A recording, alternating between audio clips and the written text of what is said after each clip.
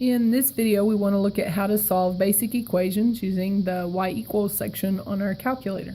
So first we need an equation. And I know in your math class you've been taught several different ways to solve this. What I want to do is just show you another way. What we want to do is we want to take the left side of our equation and we're going to put it in our calculator as y1. We're going to take the right side of the equation and we're going to put that in our calculator as y2. So on your calculator across the top there's these gray buttons. We're going to start with the y equals. So first turn on our calculator and clear off that message on the screen. We go to y equals. For y1 we're going to put 2x plus 1. And anytime we use the variable x, we want to use the button that has those little symbols on it that look like this. It's located right here on your calculator next to the alpha button. So for y1 in my calculator, I'm going to type in 2x, and I'm going to use that button for x, plus 1. And then I'm going to go down to y2 and type in 11. So on my calculator, I type in 2x plus 1. And then I'm going to go down to y2 and type in 11. Next, we want to graph our two lines or our two equations and see if they make two lines. Hopefully they make two things that intersect on our screen. So we're going to go ahead and hit graph. I see one. I don't see the other one yet. And because I've seen a lot of equations before, I know the other one's going to be right here up at the top. What I want to do is zoom out to see if I can find it. So we're going to use this third button, the one here in the middle that says zoom. I'm going to hit zoom and I want to zoom out, so that's option 3. And then to actually make it zoom out, I have to hit the enter button. So when I hit the enter button, it does zoom out a little bit. And now I see that second line coming across the top. This process works as long as I can see that intersection on the screen.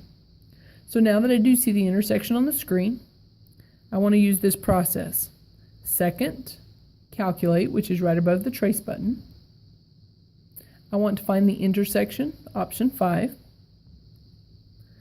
Now I want to look for this little cursor on the screen. It should be, I call him Blippy because he tends to blink on and off the screen. He blips a little bit. The question down at the bottom, you'll see right over here, it says first curve. That means what line do you want Blippy to start with? And I'm using this first one because it was the first line drawn. I'm going to hit enter. And then it says second curve. That means what's the second function or line you want it to look at. And so up here in the corner it says y2 and he's jumped up to that other line. So I'm going to hit enter. And now it says, would you like me to guess? And of course I say yes, so I hit enter. And it's going to go to find the intersection. So here's the intersection on the screen. Notice that x that it gave me was x equals 5. So if I go back to my problem over here, I know that my answer was x equals 5. Now, in your actual math class, you probably did these steps.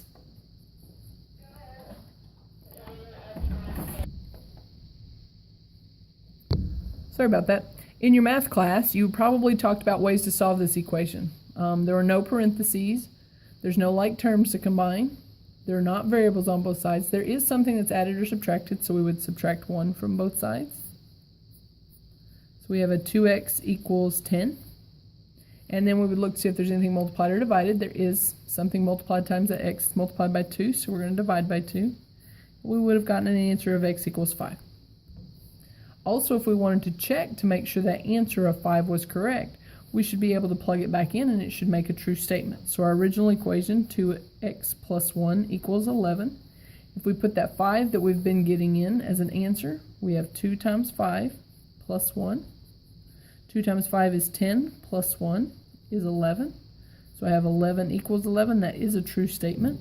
So I know that my answer is x equals 5 because 5 is what makes that equation true.